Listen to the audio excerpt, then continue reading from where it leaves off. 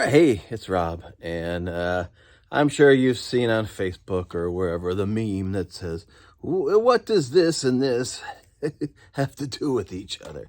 And apparently, if you know the answer, you're supposed to be old.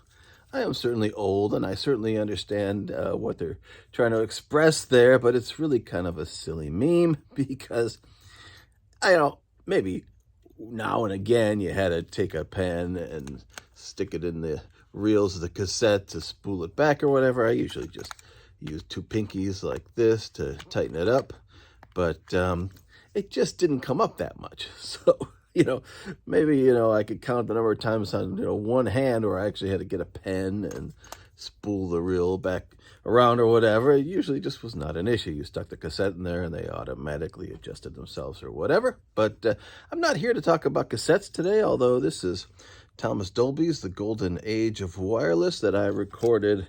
I don't know if I have a date on it, but this is, yeah, I do. There we go.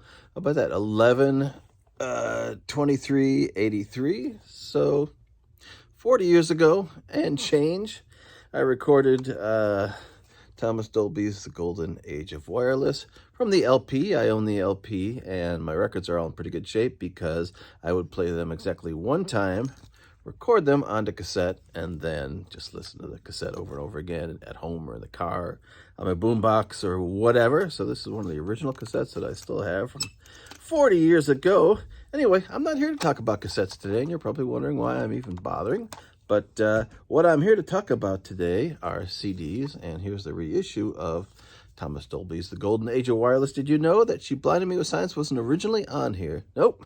He hadn't recorded it yet, so they added that song to this record later and re-released it. So The Golden Age of Wireless, which happens to be on a green CD, and what I'm here to talk about today is there was kind of this rumor going around in the late 80s that there was a way to improve your CDs, and not with a pen and a cassette, but with a green Sharpie.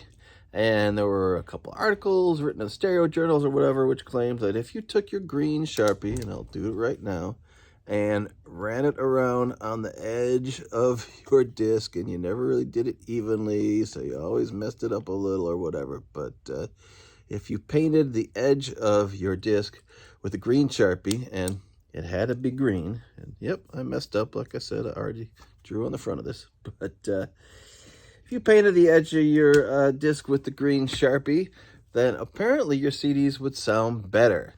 There were a couple articles about this. People talked about it. You could go to a CD store and they actually would have either a green Sharpie or some special pen that they made that was similar to a green Sharpie that was specifically for drawing on the outer edge of your CDs. Does it work? No, of course it doesn't. So they said it would help to focus the laser light.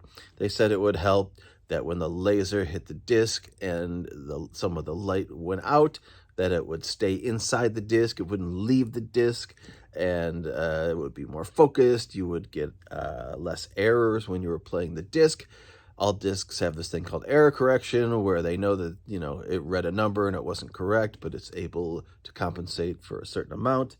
They did a test and found out that the error correction was exactly the same on discs that you had put a green Sharpie on, or discs that you hadn't done it on. So basically, it did nothing but made people feel good.